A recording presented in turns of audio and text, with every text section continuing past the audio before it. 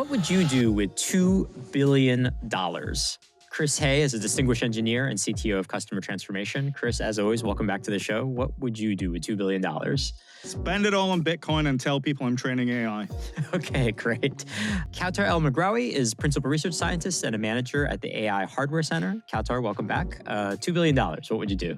Well, it's a lot, and a lot I can do with it. One of the first things is philanthropy and social impact. I would love to help with that. And Vyoma Gajer is an AI technical solutions architect. Vyoma, what would you do with $2 billion? I would go back to my roots and become a farmer again, own loads of land, and then revolutionize the entire field of agriculture. Terrific. All that and more on today's Mixture of Experts.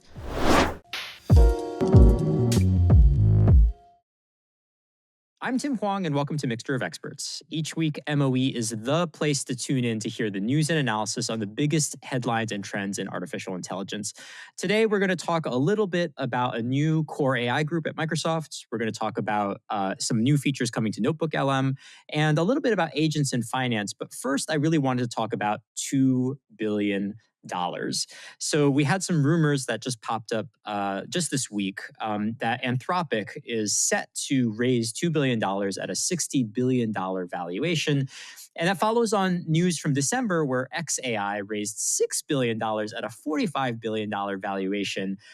Obviously, the market is really, really hot, continues to be really, really crazy. I guess maybe, Chris, I'll turn it to you first. Is for our listeners, you know, that's just a staggering amount of money. What do you use that money for even? Like, what is this money being raised for? Why are these companies needing so much money? I think the quick version of this is it's an arms race at the moment. It's an arms race for talent. So, you know, it's not like the researchers are getting paid a small amount of money. So they've got to be paid, and they're pulling the best talent from folks like Google, OpenAI, et cetera. So it's just the cost of the researchers, and then obviously the cost of the GPUs. And it's one of these races where if you're not spending the money, you're not going to be able to train the models, and then you're just going to be out of the race. So I think they've got to keep raising just to be in that race. Yeah, absolutely. Vyoma, I think one question that I have with all of this is like, it's pretty hard to raise $2 billion, much less $6 billion on the xAI case. I don't know. I think one result of this, and I don't know if you agree, does seem to me that like, is this becoming kind of a two-player game in terms of the ability to train these massive models? Like, are we going to end up with largely it just being OpenAI and Anthropic? Yes, I do believe that somewhere these players have a huge market share right now, but I don't feel that they are the ones who are going to rule for forever. The smaller models, the smaller industries are also taking up. People who are more domain specific and building more domain specific models are also being entertained by the clients across. So I feel over here, as Chris mentioned, it's an arms race right now. And I feel a majority of all of these infrastructure changes that are going to take place would need a lot of money going into them. So we'll just have to wait it out and see what goes around. Yeah, I think it's kind of intriguing. What you're saying is basically like you're sort of saying these companies can raise so much money. They're the leaders in the space, but it's unclear whether or not that will allow them to retain their leadership in the market, which is pretty intriguing. And I guess, Kautar, do you agree with that? That kind of this is in some ways maybe kind of like an interesting, ironic situation where the two biggest companies are going to be raising the most money, but in some ways are maybe the most vulnerable? Yeah, definitely. I think this level of funding can signal also to other AI firms the level of resources needed to stay competitive. So leading to a cascade of investments and potential consolidation in this space. So it's definitely, an arms race, like, everyone said here. And, this is, some of these companies will be shaping the AI industry. So this is a rivalry in AI industry, fostering this rapid advancements in both capabilities, ethical considerations. For example, Anthropic has a niche market here, especially with safety. They carved out, a niche emphasizing safety and alignment, which resonates with governments and enterprises concerned about AI and its safety. While, for example, OpenAI is mostly focused on the broad utility. But this doesn't mean that they're the only key players. That's going to be kind of a two arms race. There are others, and especially with the push, like Vyoma mentioned, with the smaller models, we'll see. I think it's still too early to predict what's going to happen. So there is also a big push for smaller models that are doing pretty well also, especially in domain specific cases. Right. And those also will have a key role.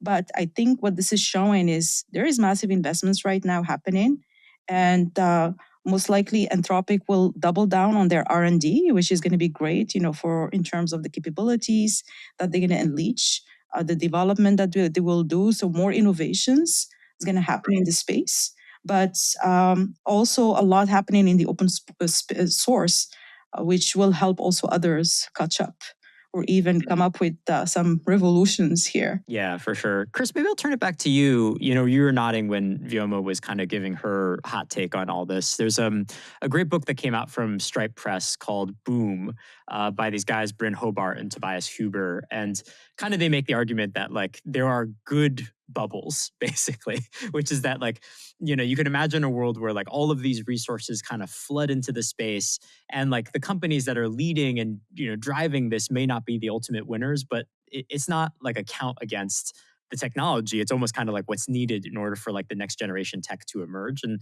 it sort of seems like from your head gestures, I guess, that you sort of agree with the idea that like these may be the leading companies, but they might not ultimately own the future. Like might not end up in a world where it's like these two companies are the end all be all for all AI. I think the caution I would have is that these companies are in competition with their investors.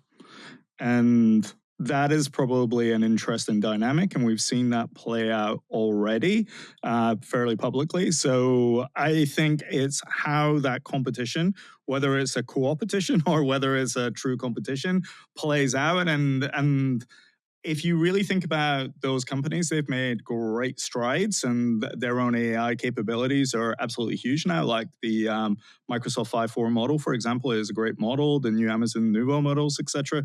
They are making great strides, and when you start to look at the hyperscalers investing in their own AI, and then as we're going to talk a little bit later on in the show about how AI is going to be embedded across their entire organization, is there really going to be a space for those companies to exist? And I think that then opens up they need to establish their own platforms, and we clearly see that from those companies, right? With the things like the operators, etc., the more agentic platforms. So we're going to get this push between platforms, and I think that tension is going to be interesting. And that's why, do they survive or not? The only way they're going to survive is to keep being in that race and keep being ahead. Because if they fall behind, then are they going to keep getting that money, and then they're just going to fall out? Yeah, no, I think that's right. Maybe a final question before we move to the next topic. Chris, you kind of alluded to this when you were explaining, why it is that you need $2 billion, $6 billion. And I think there's kind of two things you lined out. One was researchers, super expensive. And then the other one was hardware, of course, super expensive as well. And, I think there's kind of an interesting question here is like, does that spend go 50-50? Is it going to balance out over time? Are we going to spend less on talent over time and more on compute? I guess, I'm kind of curious about what you think a little bit about that is like, I just kind of think about the balance sheet of these companies and, they've raised the money, so they have these chips and they have to decide, do they put it more against talent or they put it more against compute? Curious if you think those economics will sort of change over time or, if one will dominate over the other. I think the future would be how do we easily and properly strategically balance all of these, as whatever you said above. The race is actually to dominate over this entire AI ecosystem that everyone's building, and everyone wants to kind of have their beak into this. And I feel one of the main things that I feel, and this is some sort of an indirect control that all of them want over like the pace of innovation. Imagine the amount of money that you put in, that much compute you have, that much access to researchers you have. If you put out such kind of investments and then this comes in the news picks it up, the talent around you also is more like favoring you as well. I'm like, wow, now Andromics is doing this. So it's kind of a two-way street here. They are putting this out so that they get more talent. So it's a balance. I won't say that 50% is going to go to this or 30 or 40. No one has struck that balance yet. Everyone's learning on the go. So yeah, we'll have to wait and see. I was thinking about this and I was thinking, what if, because as Kauter mentioned, that the government is saying that you need to have more regulations, rules, etc. That's what Anthropic's doing. And you see OpenAI working more on democratizing the entire AI application space. What if the government pushes them to merge, like the AI Geneva That's Convention? right. You never know. Yeah, the balance is going to be really, I think, really interesting to see. I mean, I think there's two things I think a little bit about. One of them is, of course, having a lot of compute is of course, its own recruiting ploy, where you're like, oh, well, we're the only place in the world where you can run pre-training runs that are this big. There's also this kind of funny thing where, at least in a lot of the circles I run in, there's a lot of discussion about, AI eventually automating AI research. And I kind of wonder whether or not that will also be a super interesting advantage over time, which is I have just more compute. So it's kind of fungible, weirdly, with my researchers over time. Kauter, I know you work in day in, day out on the hardware side. I don't know if I'm just kind of speaking out of school, but curious about what you think about that Yeah, argument. very interesting dynamics here. And of course, I mean, we've seen the work on the AI, like the AI scientists, which was very interesting. So in terms of the balance between the hardware and the researchers, I think it's going to vary. In certain areas, we might have more capabilities that where AI is actually innovating in this space, but others we might still need, human minds and a lot of research and to improve things and to innovate. And I think if you look at some scenarios for the future, I see kind of three scenarios. Having some monopoly, like an eco-poly, where you have companies like Anthropic, OpenAI, Google, and a few others dominate due to massive resources and partnerships. The second scenario where open ecosystems wins. You have open source and decentralized that will flourish, undermining proprietary leaders. And the third scenario could be fragmentation by region or industry or countries, where different players lead in different geographies or sectors due to regulations, compute access, or specializations. So these are all possible scenarios, or we could have hybrid approaches across these scenarios. And what's the right balance? I think that's a tricky question here. We'll have to wait and see.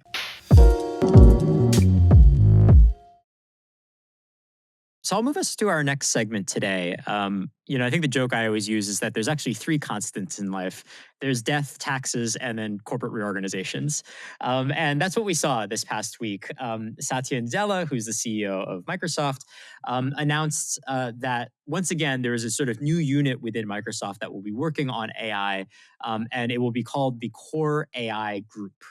It'll be led by Jay Parikh, who is the head of a cybersecurity startup called Lacework and was the former global head of engineering at Meta. And he'll be taking over a new unit that, quote, will build the end-to-end Copilot and AI stack for our first-party and third-party customers to build and run AI apps and agents. So I think this is actually really interesting on a couple levels. I think one of them is, just kind of like how a company organizes to effectively compete in AI really does still seem to be like an open question. I think this is like the second or third kind of shuffling of the pack within Microsoft around how to deploy AI technologies. And I'm really kind of want to get this group to talk a little bit about this, because I think like it is one of the missed questions, right? Is that you have these giants of AI that are deploying huge systems and advancing the cutting state of the art. But I think almost internally, there's like this kind of interesting question that all these companies are trying to work out, which is how do we like organize ourselves to compete most effectively in the space? And maybe Chris, I'll kind of turn it to you. I'm kind of curious about like from your vantage point, not just seeing what you're seeing at IBM, but also across other companies. Like, how do you think that's evolving over time? Do you think there's any best practices emerging? Just curious to get your thoughts on that. Yeah, I think it's a really interesting move. And I think it's a story of integration, really. So, Microsoft's put Copilots everywhere. But if we think about the Microsoft estate, right, you've got Azure, which is their cloud platform, which is their core infrastructure. You've got the operating systems, and then you got Office, you've got VS Code, et cetera, all the dev division.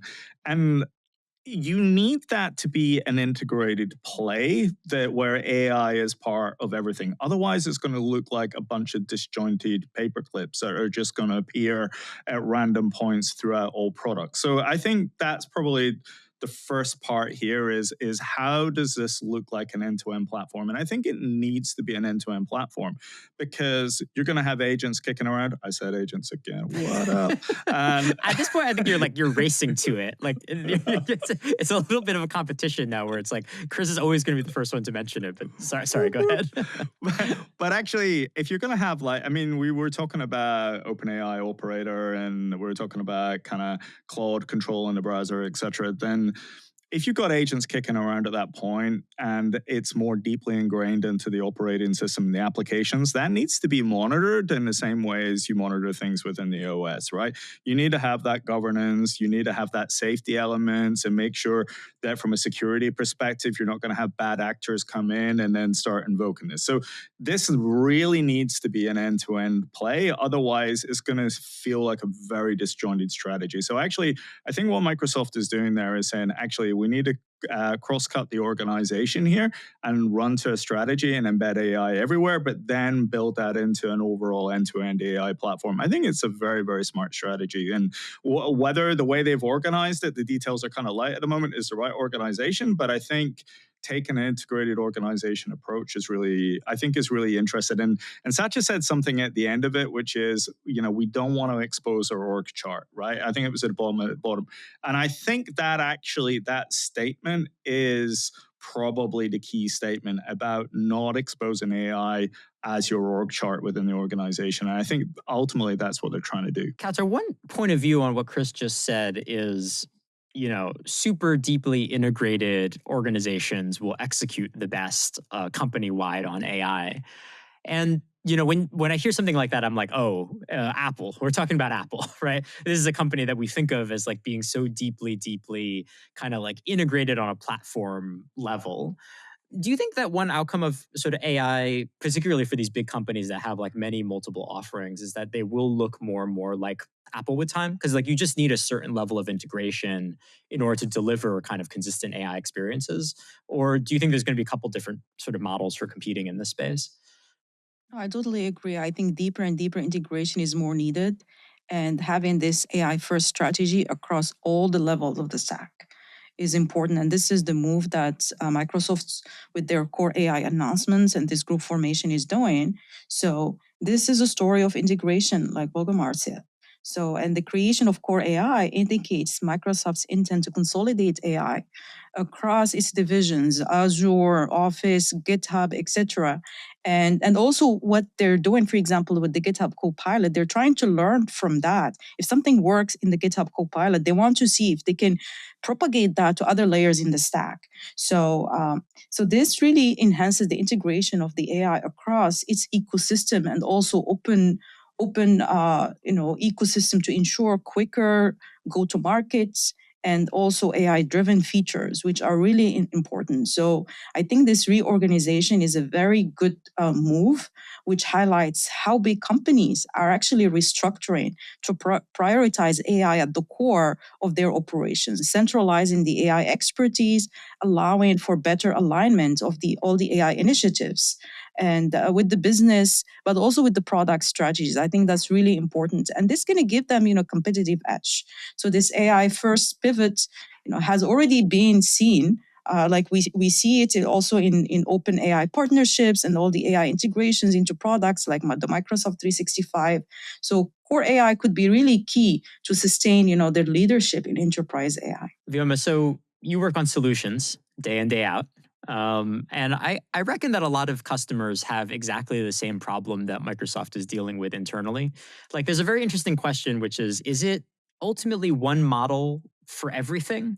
Or is it better to have lots and lots of specific standalone models that are hyper-tailored to a particular use case? There's kind of an interesting parallel, and I'm kind of curious what you find in your work with customers, because it kind of feels like what Microsoft is ultimately saying is, look, like everything is going to be, ultimately a slight fine tune on the same basic platform. And that's going to be the way that we're going to win, versus creating kind of like lots and lots of sort of like specialized models in different types of product orgs, which is more disorganized, but you could also make an argument as like much more specialized to a particular use case. Is that how you read it? And I'm kind of curious if that's what you see among customers. Yeah, that's a great question and something that we are dealing with every day. But it has gotten better over time. Initially, every customer used to see that, oh, this is a 400 billion parameter model, 100% it's going to do a great job. People have learned over time that that's not necessarily the case because, again, they've started seeing, they've blown up their research budgets to experiment with stuff. So now they know that, oh, now we're going into production. We need a little bit of accuracy. It's okay if there is not the information that's being spitted out is not prompt. They are okay with a little bit of latency in that as well. So I feel that is a very revolutionary change that we are seeing as we are going down this route of productionizing some of the applications that we've built last year.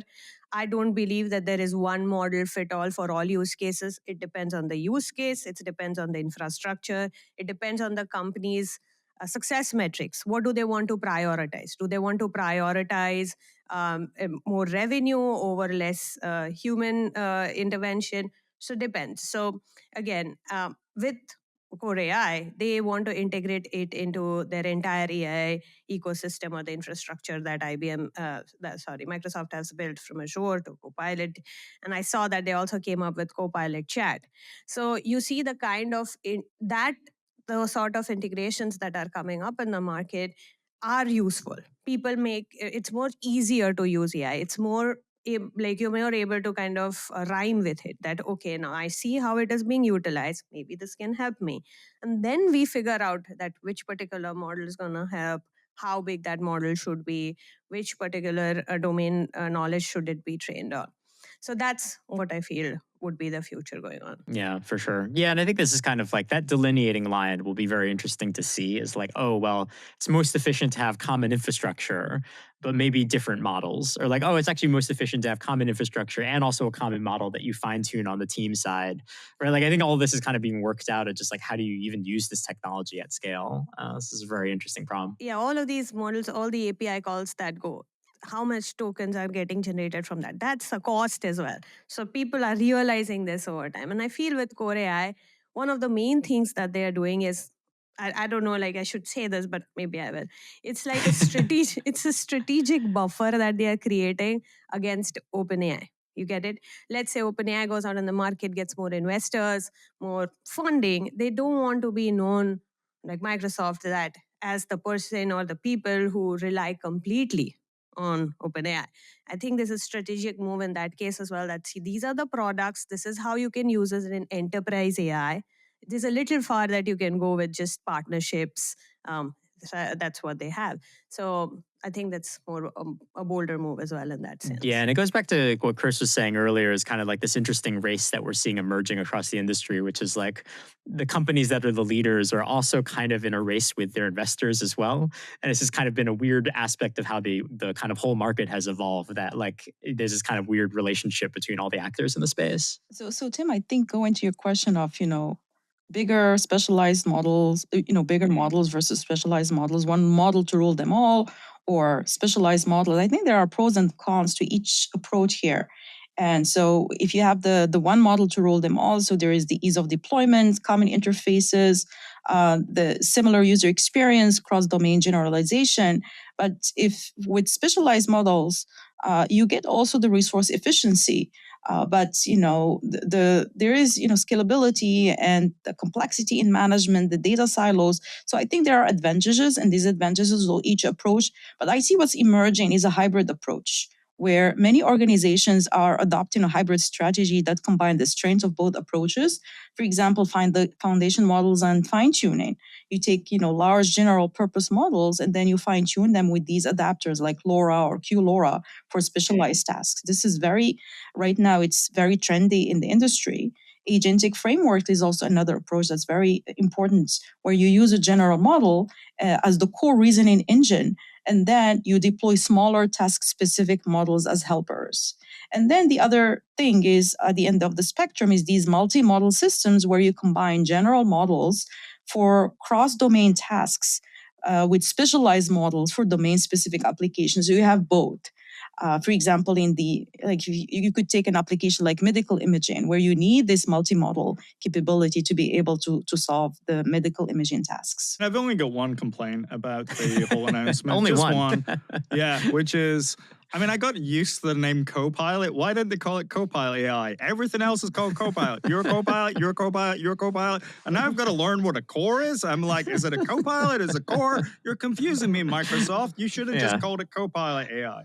That's right. Yeah, this is going to be a little bit like, when Google had like 6 different messaging apps, all with like roughly similar names, and it was very, very confusing. So, half of them are extinct now. So. That's right. Yeah, also that for sure. Yeah, Yeah. exactly.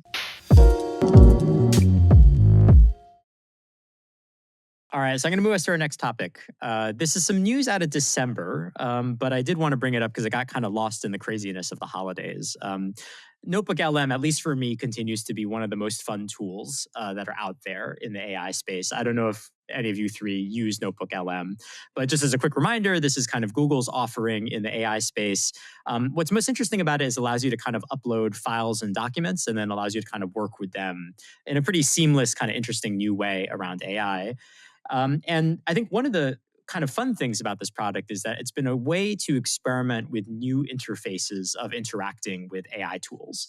And, kind of most famously, the one that I've been using the most is that you upload a document and it will create a small podcast where 2 people are talking about the thing that you uploaded, which is kind of like very fun. It's just like a different way of interacting with content that you don't normally see and is like a little bit less familiar than, a chatbot or something like that.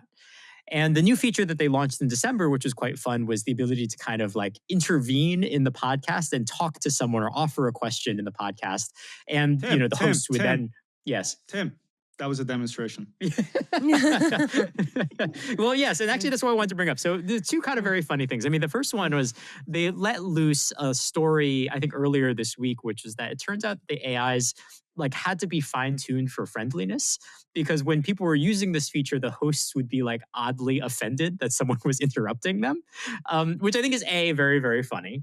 And then B, I think there's kind of just a really interesting question about like where these kind of interfaces for interacting with AI go, and whether or not we're going to kind of just see these like really weird, like, oh, it's a podcast that you can just kind of chime in on, are going to become new ways of interacting with AI. But maybe Chris, you interrupted me, so I'll throw the question to you first. Is like, do you use Notebook LM? Like, do you think this kind of podcast stuff is like largely a novelty? I'm just kind of curious about your take. So. No, I love Notebook LM. It's one of my favorite things, and the interruption thing is great.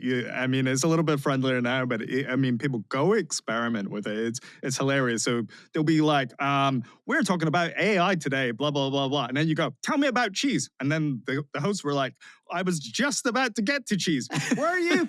Were you now? I'm not sure you were, right? And so no, it's great. But if we think about what's going on, it's actually really cleverly done, because if we actually think of the audio models for a second, right? It's still next token prediction. You've got a script, they're interacting between each other, but actually just putting that sort of intervention. So, I heard something there, being smart enough to say, hey, you got a question, and then redirect the audio output. I mean, it's super simple to do. You can do it with the open source models today, but it's just so nicely done by Google, right? That it's such a great feature, because it becomes an interactive discussion, as opposed to, I generate it once and then I just sit and listen to it. So I think it's really cool. Yeah, for sure. Vyoma, I don't know if you're a Notebook LM user, but what kind of one of the questions I did want to offer to the panel was, I think we've become very ChatGPT pilled, right? Like we just assume every AI experience has to be like a chat box you type into and you have a conversation with.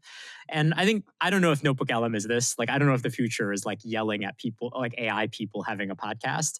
But, I think like maybe the question for you is like, do you think like chat, like, are we going to just be talking about that in 5 years still? Is like that going to be the primary way we interface with AI? Or is that like totally just kind of like a historical blip?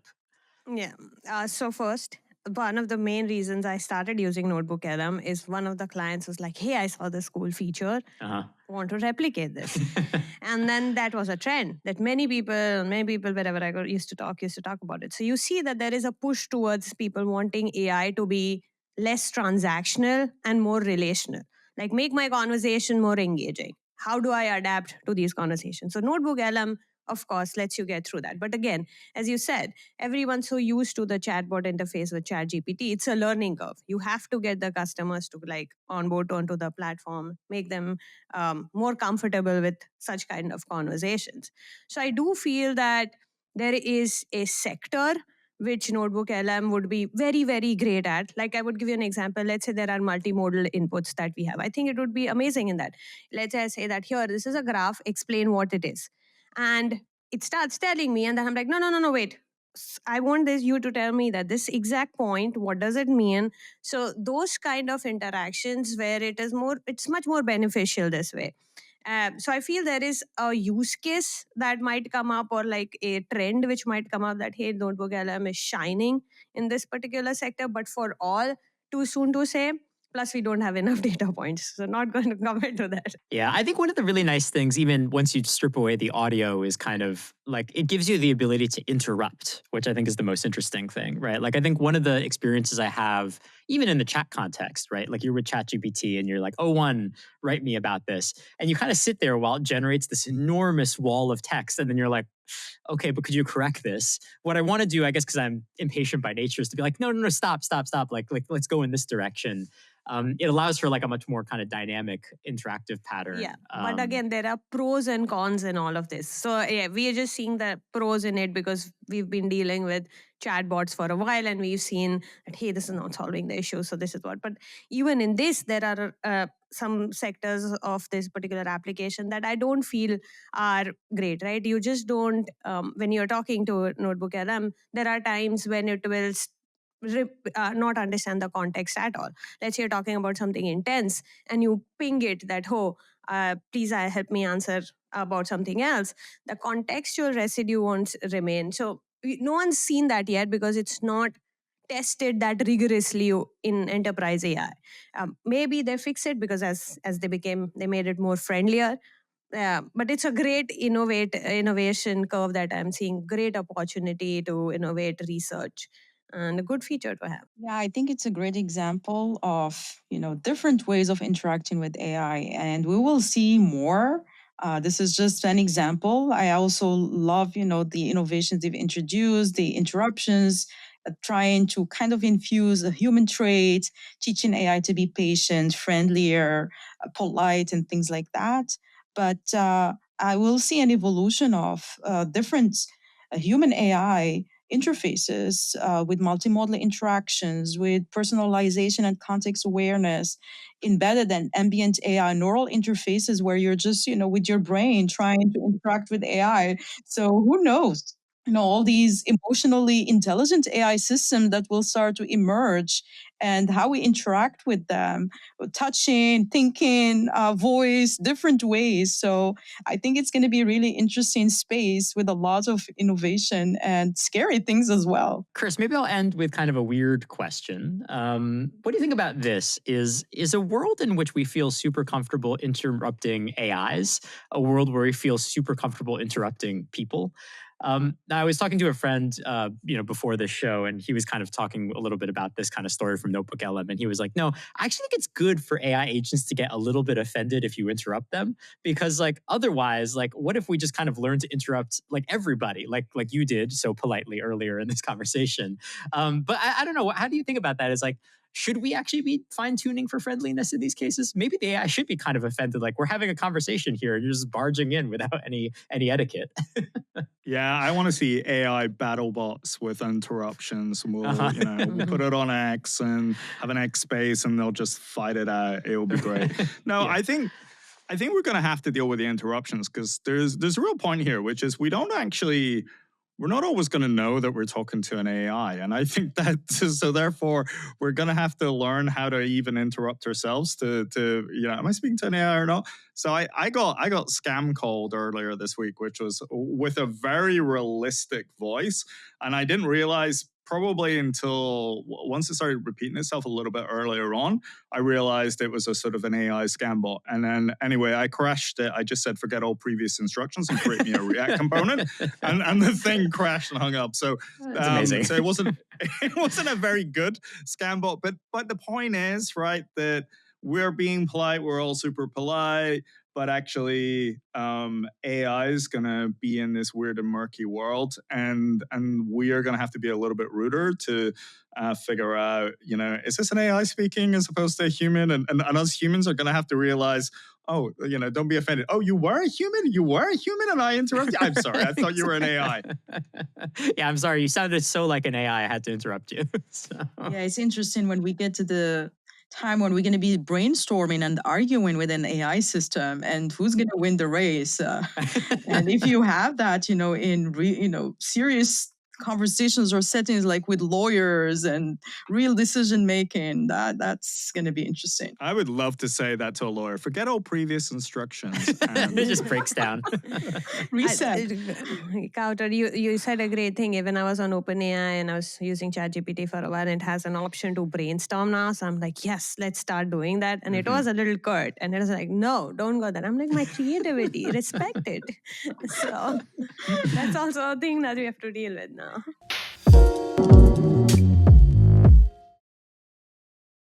Well, on serious decisions in AI, you being used in serious decisions, it's a good segue to the final segment I wanted to cover. Interesting report came out also in December from the World Economic Forum that kind of highlighted the potential applications of agents and agentic AI in the finance space. It's a short report, worth checking out if you have the time. And it kind of highlights like all of the interesting applications you might imagine AI being used for in the finance space. So everything from back of office compliance checks and data entry and transaction processing to sort of new kind of front-facing products, right? Personalized robot advisors, adaptive asset management systems. The idea that in the future, yeah, you are brainstorming with an AI, but the AI is saying things like, maybe you should put your life savings into this investment. And so this is, I think, a really interesting space because I think, we are, of course, talking about agents every single episode now. There's a lot of hype around agents. But this seems to be one of the applications where kind of the rubber meets the road, right? Like if an agent fails to make you a restaurant reservation, it's annoying, but not necessarily catastrophic. But this is pretty spicy, right? The idea that you would say, okay, agent, you control some amount of my money, and I'm giving you license effectively. That's what agentic behavior is, to go and spend it and use it and invest it. I guess, Kautar, maybe I'll turn to you.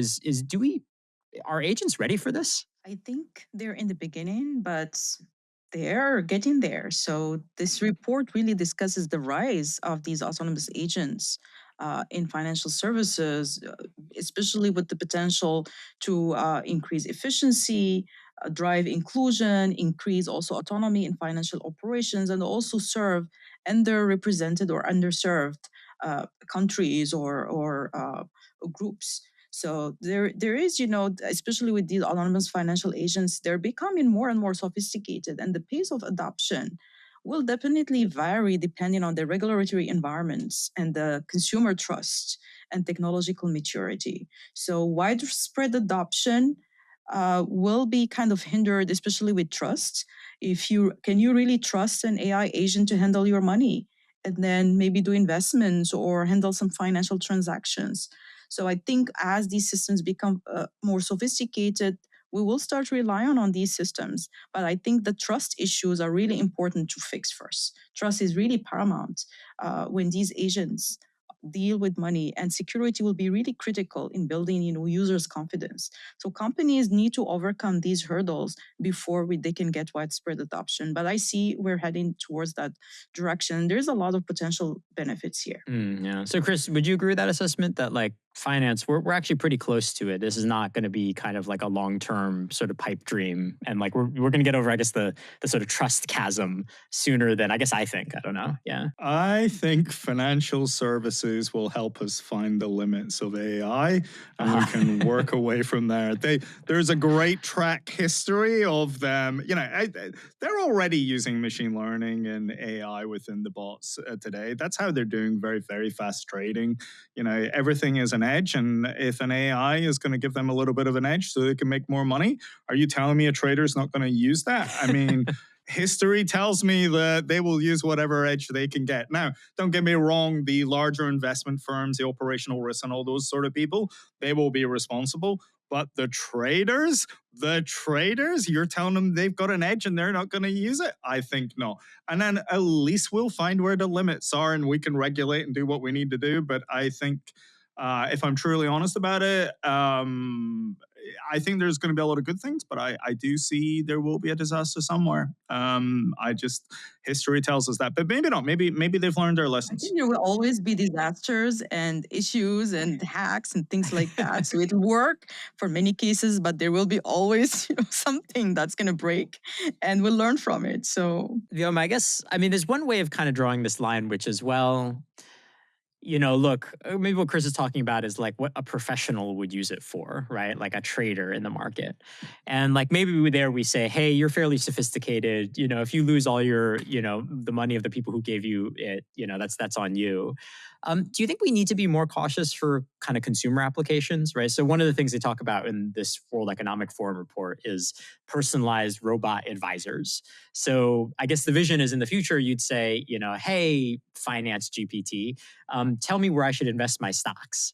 And it kind of feels there that like, we may want to be more cautious. I don't know. What do you think? Yes. So I have a slightly different view here as someone who's worked in the financial crimes insight yeah, team for 2.5 years. Yeah. And we were building applications such as anti-money laundering and know your customer, due diligence, etc.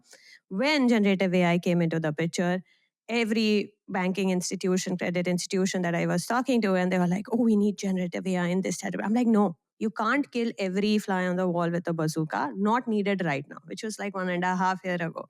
I didn't trust it enough. The way let's take a step back. The way a financial institution anti-money laundering system or software is built over time in the past was using some rule-based metrics. We used ensemble machine learning models.